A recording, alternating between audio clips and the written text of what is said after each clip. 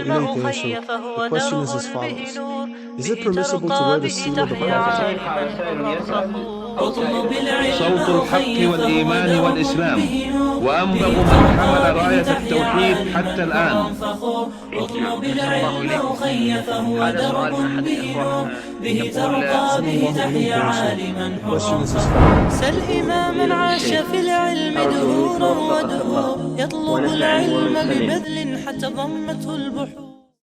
Assalamu alaikum wa rahmatullahi wa barakatuh.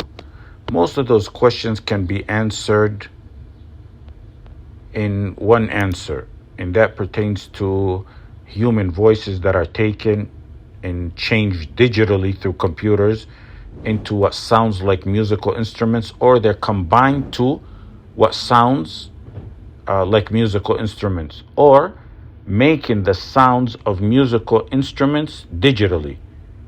That all takes the ruling of musical instruments, and it's haram to listen to it or to make it.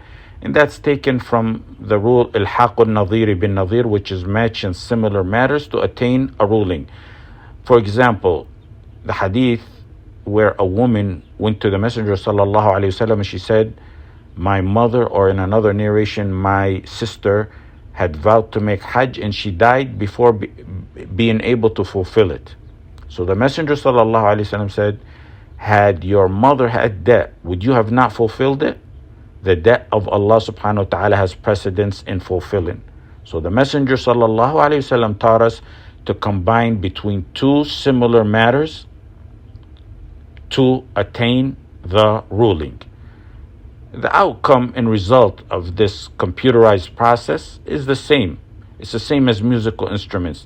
It's so similar and identical that many times if you were to present the sound to some type of expert and tell them to analyze it, whether it was done through actual musical instruments or digitally, they wouldn't, most of the time, they wouldn't be able to tell you which way it was done. And also, purposely mimicking what's haram is not permitted. And add to that the fact that musical instruments weren't only prohibited for themselves, but also for their consequences. Allah will muharram.